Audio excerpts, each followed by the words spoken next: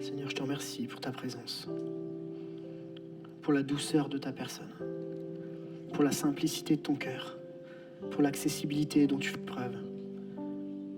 On pourrait se dire tout est loin, tout est distant, mais Jésus est proche de nous. Et encore ce matin, on peut sentir combien tu es proche, combien tu vis en nous, combien tu es là à nos côtés. Seigneur, tu vois chaque heure ce matin, que chacun puisse réaliser ensemble que tu vis en nous, que tu n'as pas donné ta vie pour quelques personnes, mais tu l'as donné pour le monde entier, pour chacun d'entre nous.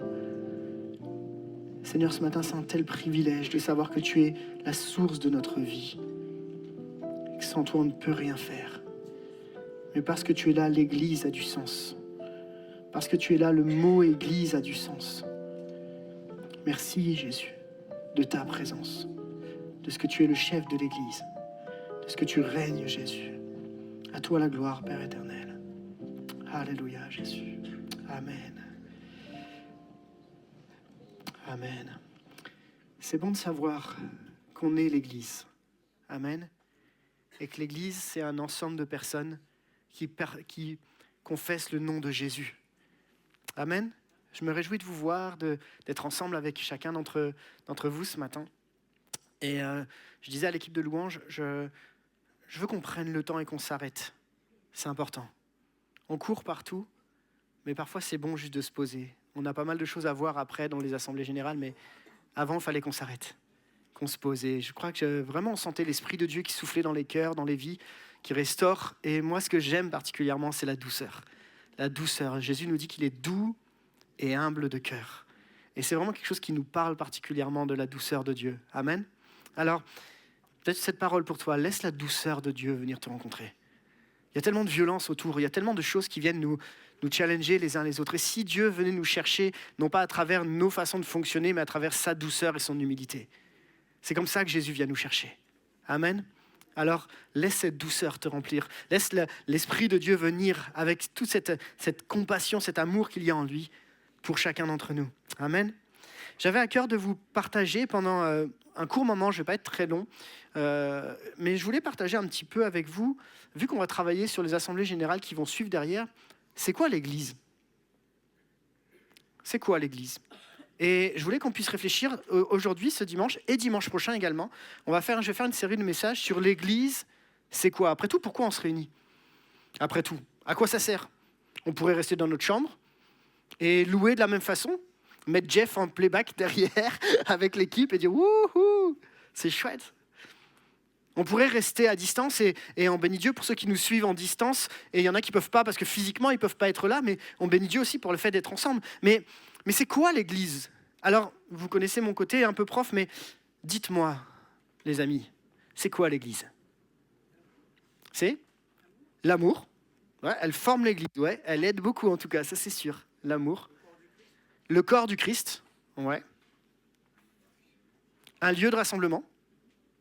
C'est comme ça qu'on le définit. Des cœurs rassemblés pour louer Dieu. Ouais. Des pierres vivantes. C'est toi, pierre vivante ? Salut. Des pierres vivantes pour louer l'Éternel. On est des pierres vivantes pour louer l'Éternel. Ouais. Amen. Dites-moi. Alors, la question, c'est l'Église locale ou l'Église universelle ? Ah, ça c'est une bonne question. Là, j'ai mis un petit « E ». Donc, je peux supposer que c'est notre église, là, à Bourgoin. Mais l'église locale, est-ce qu'elle ne s'intègre pas dans l'église universelle ? Si. Est-ce que dans l'église universelle, il n'y a pas plein de petites églises locales ? Est-ce que l'église universelle est fondée sur des petites églises locales ? C'est ça. Donc, c'est ça, l'église. Alors, j'aimerais qu'on puisse en parler ensemble et vous donner quelques textes, quelques bases, je ne pourrais pas tout faire, je ne peux pas faire de l'ecclésiologie, c'est comme ça que ça s'appelle, parce que ça prendrait des heures. Mais je voudrais juste qu'on voit quelques bases ensemble. Ça va ? Est-ce que vous savez si l'église, ça existe dans l'Ancien Testament ? Non. Est-ce que le mot église en tant que tel, il est pas dans l'Ancien Testament ? Alors, on va essayer de le découvrir ensemble. Dans ma première partie, d'où vient la notion d'église ? Dans l'Ancien Testament, il y a une anticipation. Qu'est-ce que ça veut dire ? C'est que le mot église en tant que tel ne va pas exister. Le mot église, du grec ecclésia, signifie assemblée ou appelé hors d'eux. Et ils n'apparaissent pas dans l'Ancien Testament tel que nous on le connaît, mais le concept y est esquissé. Qu'est-ce que ça veut dire ? Ça veut dire que le peuple d'Israël est souvent décrit comme l'assemblée du peuple de Dieu. Ça veut dire que cette assemblée était convoquée par Dieu pour entendre ses paroles et obéir à ses commandements. Il y avait des premières idées d'une notion d'église, même si l'église en tant que telle n'était pas citée de cette façon-là. Et puis, quand on prend les prophéties messianiques, alors c'est quoi une prophétie messianique ? C'est une prophétie qui parle de Jésus, du Messie, de l'arrivée de Jésus.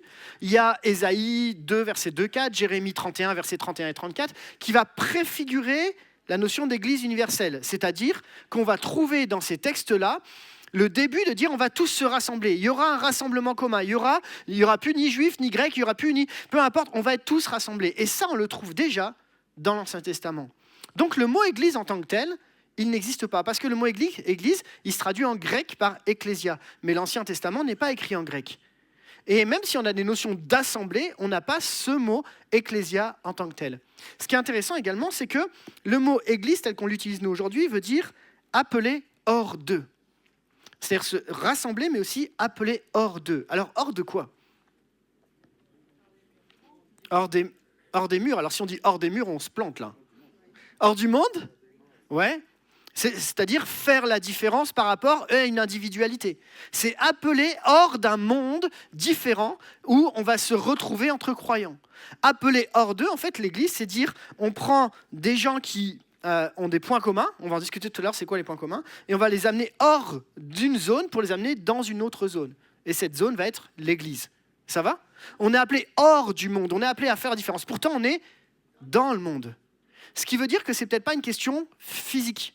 Vous voyez ce que je veux dire ? C'est pas une question matérielle, c'est une question de cœur, spirituelle. L'Église n'est pas un bâtiment, mais on va en parler juste après. Dans le Nouveau Testament, est-ce que vous savez à quel moment on a la première fois l'apparition du mot « église » ? Il n'y a pas de mauvaise réponse, on peut tenter. Hein. Dans le livre des Actes, ok. Alors effectivement, on va en avoir dans le livre des Actes, mais il y en a dans les évangiles. Jésus en parle. Ouais, j'ai entendu, vas-y Régis. Tu es Pierre, et sur cette pierre, je bâtirai mon église. C'est la première fois qu'on a le mot église dans les évangiles. Alors, c'est très intéressant parce que ce texte-là, on l'a dans Matthieu 16, verset 18, et puis je reprends ce que tu as dit à juste titre, dans l'église après la Pentecôte, dans Acte 2. Et ce qui est intéressant, c'est que Jésus est avec ses disciples, il est en train de travailler avec ses disciples, et puis à un moment, il s'arrête, et alors qu'il est en train de discuter avec Pierre, il est en train de demander à tous ses disciples, voilà, qui dites-vous que je suis ? Et certains vont dire, je suis Jean-Baptiste, d'autres vont dire, je suis un prophète. Et Pierre va dire, avec assurance, non, tu es le Fils de Dieu. Et à ce moment-là, Jésus va lui dire, tu es heureux, Simon, fils de Jonas, parce que ce n'est pas toi qui as révélé ces choses-là, ou les autres, mais c'est le Père céleste. Et de là va découler cette phrase, tu es Pierre, et sur cette pierre, je bâtirai mon église. Mais attention, parce que certains ont compris que tu es Pierre, et sur cette pierre, c'est-à-dire le même Pierre dont on a parlé après, le Simon-Pierre, je bâtirai mon église. Pensant donc que Pierre est le plus grand des apôtres qui va bâtir l'église, et donnant naissance à quelque chose sur lequel nous, on n'est pas forcément en phase, la notion du pape, puisque le premier pape serait Pierre. Maintenant, le grec nous dit de manière très claire qu'il y a deux mots différents entre Pierre et Pierre. Pierre, rocher, Pierre, personne, Pierre. Et on voit qu'il y a deux notions différentes. Et en réalité, quand Jésus dit « tu es Pierre et sur cette pierre je bâtirai mon église », il est en train de parler de la référence de ce qu'il fait juste avant, où Pierre va avoir une révélation claire que Jésus est le rocher, qu'il est celui qui est le Messie, celui qui a été choisi. Donc la construction de l'église est bâtie non pas sur une personne, mais sur Jésus-Christ uniquement et exclusivement. Amen à ça ? Et c'est ce qu'on va voir durant toute la suite de la Bible. Et on va voir également qu'après la Pentecôte, ils vont tous se réunir et les disciples vont recevoir le Saint-Esprit qui vont les transformer en témoins actifs de Christ. Ils vont faire quoi ? Ils vont partager leurs biens, ils vont se réunir pour l'enseignement, la prière, la communion fraternelle et le message de l'Évangile va s'étendre rapidement. Et là, ce qui va être intéressant, c'est que ça ne va pas être simplement pour les Juifs, mais aussi pour les non-Juifs. De là va s'accomplir ce qu'on a vu dans l'Ancien Testament rapidement tout à l'heure les prophéties messianiques qui dit qu'on sera tous réunis sous une seule bannière, la bannière de Jésus. Ça va pour l'histoire de l'Église ? Je vous la fais très très courte. Et de là va découler aussi les lettres de Paul. C'est-à-dire qu'on a vu l'Ancien Testament, on a vu les évangiles et actes, et Paul va être celui qui va développer le fonctionnement de l'Église. Ça va ? Dans les lettres de Paul, et vous l'avez cité tout à l'heure, on va entendre parler du corps de Christ, de la maison de Dieu. Le corps de Christ, on va s'arrêter juste après dessus. Et on va parler aussi de la notion d'unité et diversité. C'est ce qu'on traitera spécifiquement la semaine prochaine. Finalement, on est tous différents. Et c'est quand je vous vois là, vous ne voyez pas la même vision que moi, mais quand je vous vois là, il n'y a personne qui se ressemble. Et pourtant, on est unis sous une même direction. Et, enfin, c'est un petit peu, ouais. Certaines familles, il y en a qui se ressemblent. J'avoue. Mais on a tous une spécificité. Et on est tous un, et pourtant on travaille ensemble. On est tous on est dans l'unité, mais on est tous diversifiés. Donc c'est comme ça qu'on va voir. Ma conclusion sur cette première partie est très simple, et je pense qu'il faudrait détailler un peu plus, et on le fera la semaine prochaine. C'est juste nous amener à comprendre que la notion d'église, elle prend pleinement forme dans le Nouveau Testament à partir de la mission de Jésus et de l'effusion du Saint-Esprit lors de la Pentecôte.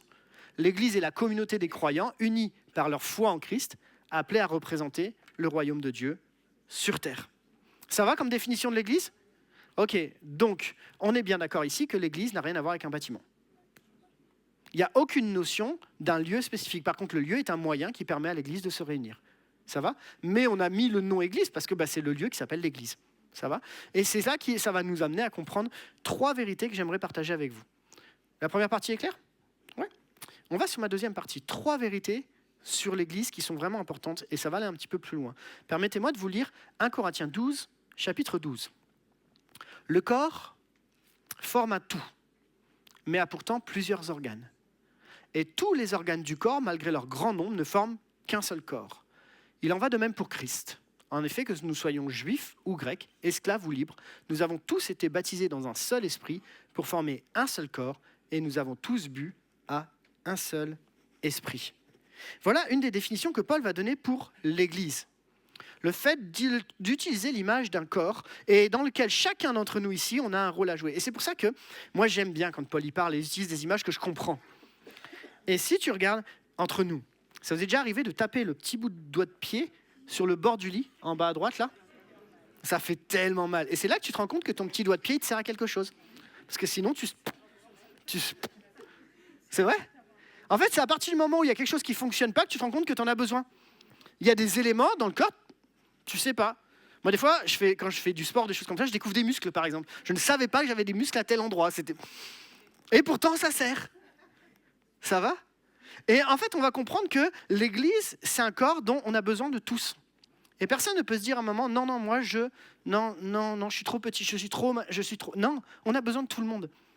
Et on comprend ensemble qu'à travers l'image du corps, la première vérité que j'aimerais partager avec vous, c'est que l'Église n'est pas une question de service, mais de relation. L'Église n'est pas une question de service, mais de relation. Pourquoi je dis ça ? Parce qu'on pourrait croire que ce qui forme l'Église, c'est nos services. La louange, puis la prédication, puis la Sainte Seine, puis les services, etc. Et c'est ça qui forme l'Église. Mais l'Église n'a aucun sens si on ne fait que du service. Le service est au service de la relation. Vous voyez ce que je veux dire ? Le service est au service de la relation avec Dieu. Pourquoi ? Parce qu'à travers la louange, l'adoration, la prédication, on se rapproche de Dieu. Le service est au service de la relation entre moi et Dieu, c'est-à-dire qu'on va nous emmener dans la louange à être percutés par la présence de Dieu, à vivre des choses dans la présence de Dieu. Le service est au service de la relation parce que dans nos relations les uns avec les autres, c'est ce qui nous permet d'être ensemble. Typiquement, l'exemple qu'on connaît plus, l'équipe d'Agape, c'est le service qui est au service des relations entre nous, de prendre soin de nous. Vous comprenez ? Si le service prend la place sur la relation, on en oublie les relations. Si on en oublie les relations, on en oublie la notion du corps. Ça va ? Et c'est important de le comprendre parce que parfois on vit plus à travers le service qu'à travers la relation qu'on doit avoir les uns avec les autres. Alors que l'Église, c'est vraiment cette notion d'être les uns avec les autres. Et ce que j'aime dans l'image du corps qui est vraiment intéressante, et j'essaie de ne pas être trop long, mais c'est que chaque partie du corps est en relation les uns avec les autres. Je vous donne un exemple très simple. Il m'est arrivé d'avoir une difficulté, c'est que j'ai un de mes petits doigts là, qui fonctionnait bizarrement. Okay, donc j'arrive pas à lever, je ne sais pas pourquoi, du coup ça m'embêtait pour jouer de la flûte traversière, etc. Donc j'étais embêté. Et j'étais voir un neurologue, et le neurologue il m'a dit ton problème il est là. Je lui ai dit non, mon problème il est là. Il m'a dit ton problème il est là. Mais non, parce qu'en fait, il y a un nerf qui gère ce petit doigt-là, et il est là. Alors, je ne suis pas un spécialiste du médical, vous allez m'expliquer, enfin, il y en a qui sont meilleurs que moi là-dessus. Je comprends juste tout est entremêlé. Tout est lié. Et on ne peut pas simplement dire je vais faire quelque chose qui va me permettre de faire vivre l'Église. L'Église est une question de relation, on est tous liés les uns entre les autres. C'est pour ça que si à un moment, je prends Jeff, je me permets parce que, bon, voilà, tu sais, si à un moment Jeff il dit, mais non, moi je fais ce que je veux. Peu importe ce qu'il me dit le pasteur, peu importe ce qu'il me dit, en fait ça va pas matcher parce qu'on va juste pas être en relation. Et c'est identique pour moi, c'est-à-dire que c'est pas que Jeff, c'est si moi je dis Jeff, non, laisse tomber la louange, je prends toute la place. Même principe. Parce que c'est une question de relation. Si on ne bosse pas ensemble, l'Église ne progressera pas. Ça va ? La deuxième vérité que j'aimerais partager avec vous, c'est que l'Église n'est pas, l'unité de l'Église n'est pas un objectif à atteindre, mais une réalité à saisir. Je m'explique. Et que ce soit bien clair. Pour moi, c'est venu vraiment chercher cette réflexion-là. L'unité des chrétiens, c'est comparable à un corps. Et souvent, on dit qu'il faut prier pour l'unité. On est d'accord ? Et c'est vrai qu'on dans l'Église, il peut y avoir des divisions. On peut ne pas être d'accord sur des sujets. J'en vois qui font... Effectivement, on peut être divisé parfois et ça peut arriver.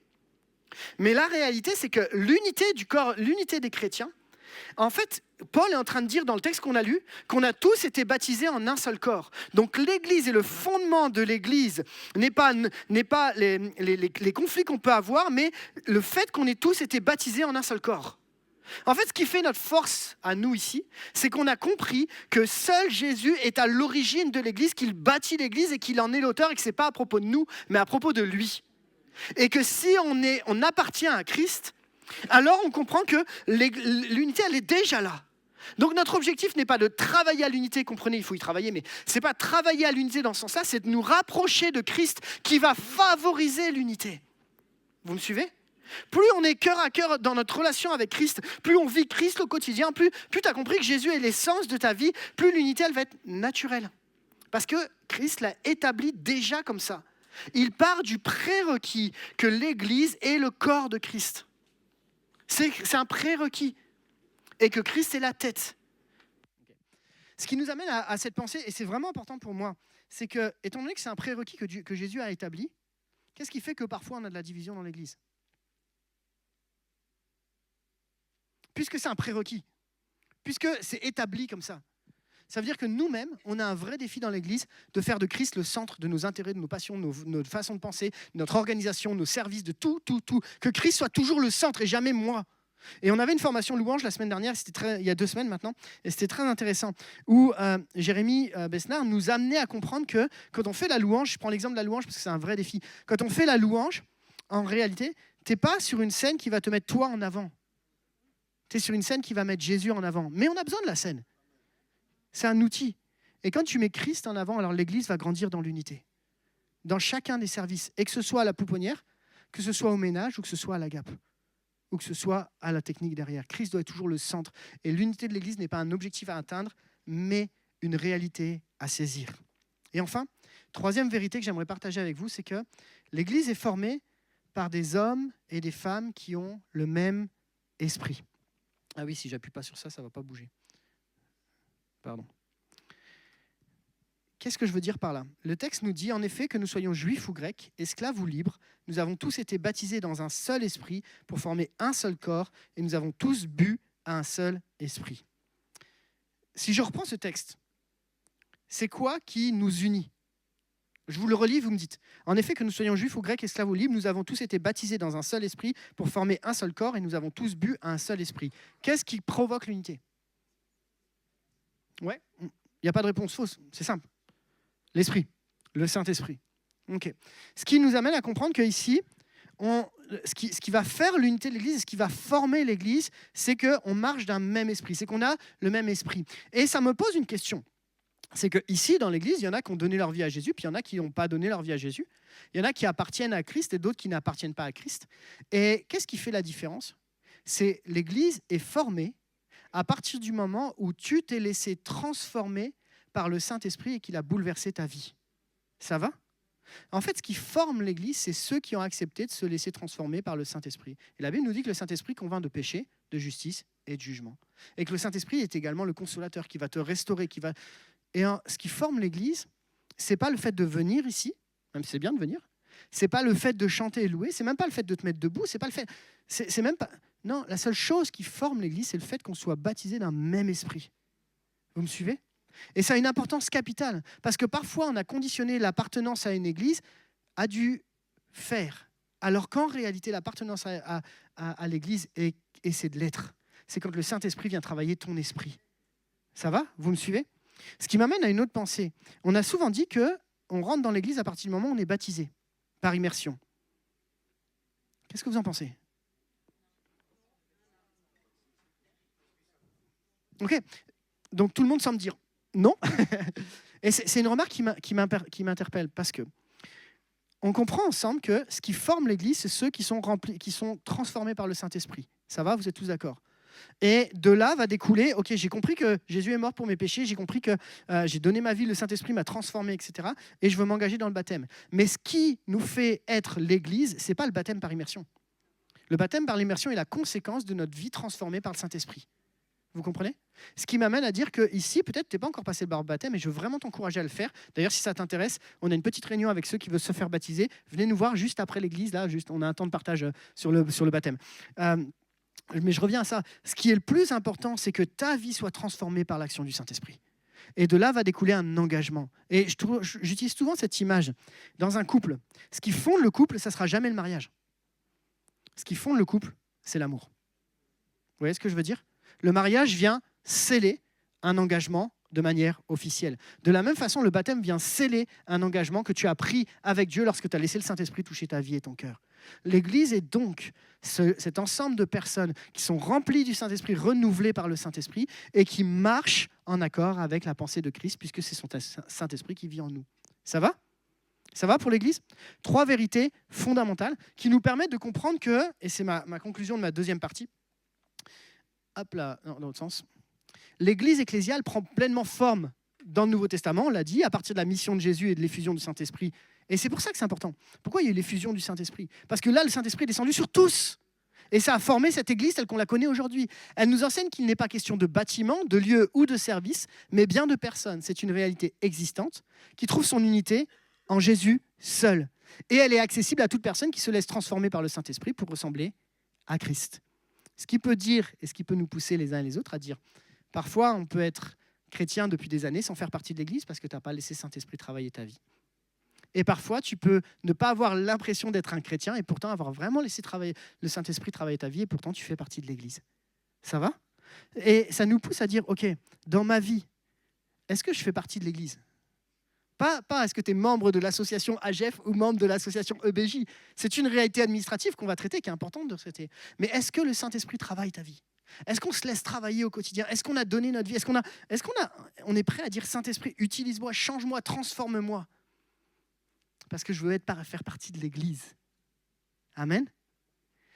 Je ne sais pas quelle heure il est. Est-ce que j'ai le temps de faire ? On va s'arrêter là pour cette fois-ci. Juste, je termine en vous partageant qu'à partir de la semaine prochaine, on abordera finalement, ok, qu'est-ce que ça va avoir comme implication dans nos relations les uns avec les autres ? Ça va ? Là, j'ai vu avec vous, et on a partagé ensemble 2 choses. C'est que la notion d'église, de rassemblement, elle existe préalablement en anticipation dans l'Ancien Testament. Puis, dans le Nouveau Testament, elle apparaît de manière concrète et pratique. Il a fallu se rassembler de manière concrète. Et de là a découlé 3 vérités qu'on a vues ensemble. Les 3 vérités qu'on a vues ensemble, c'est que l'église n'est pas une question de service, mais de relation. L'église n'est pas un objectif à atteindre, mais une réalité à saisir. L'église est formée par des hommes et des femmes qui ont le même esprit. Et je voudrais juste nous encourager. Je bénis Dieu pour l'église de Bourgoin. Et je sais qu'il y a des hommes et des femmes qui vivent l'église. Et j'ai envie de dire, et j'ai envie de nous encourager, soyons remplis de l'esprit. Laissons le Saint-Esprit travailler nos cœurs, que ce soit dans nos services, dans nos relations. Parce que quand le Saint-Esprit prend le relais, chers amis, ça fait toute la différence. Ce qui fait toute la différence, et je termine avec la louange, comme ça je vous aurais bien utilisé jusqu'au bout, mais ce qui fait toute la différence avec l'équipe de louange, ce n'est pas les compétences, même si elles sont là, et béni soit Dieu pour les compétences.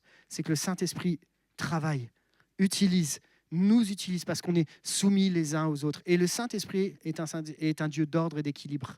C'est-à-dire que ça ne partira pas dans tous les sens. C'est ça l'Église. Et la semaine prochaine, on travaillera sur la suite de 1 Corinthiens 12 et on verra nos relations, ce que ça implique pour chacun d'entre nous. Ça va? On prie ensemble? Seigneur, je te remercie pour ce temps partagé ensemble. Merci parce que l'Église, elle est belle, parce que tu l'aimes, parce que tu l'as choisie, parce que Seigneur, tu en es l'auteur, parce que tu en es à la tête, parce que Seigneur, c'est toi qui l'as formée et c'est quelque chose que tu as décidé qui devait exister. Et Seigneur, ma prière pour ce matin, c'est que personne ici se prive d'entrer dans l'Église, la vraie Église telle qu'elle est décrite bibliquement. Seigneur, que personne ne reste à l'écart, mais qu'ensemble on puisse dire, Seigneur, ma vie entière, je veux la soumettre à Christ par le Saint-Esprit qui vit en moi, parce que je sais que je fais partie de l'Église. Seigneur, je te remercie pour l'Église qui est là ce matin, de Bourgoin. Merci pour les défis qu'on a à vivre ensemble. Et merci parce que tu es celui qui nous conduit jour après jour et qui nous amène à comprendre que sans toi, on ne peut rien faire. Tu es le chef, la tête de l'Église. Tu es au-dessus de tout. Et merci, Seigneur, que tu sois au-dessus de tout. Seigneur, conduis-nous et amène notre Église encore plus proche de toi. Amène-nous dans cette unité de cœur et de pensée, afin, Seigneur, qu'on atteigne les objectifs qui sont les tiens, à savoir faire de toutes les nations des disciples. Seigneur, que nous puissions déverser l'amour de Christ à travers l'Église, parce que l'Église est la colonne et l'appui de la vérité. Seigneur, que nous soyons de ceux qui prêchent avec assurance que seul Jésus sauve et que nous sommes remplis du Saint-Esprit pour annoncer ta parole. Seigneur, que l'Église de Bourgoin soit un phare au milieu des ténèbres, parce que Christ vit en nous et brille à travers nos ténèbres. Seigneur, merci pour ta présence. À toi la gloire, Jésus. Amen.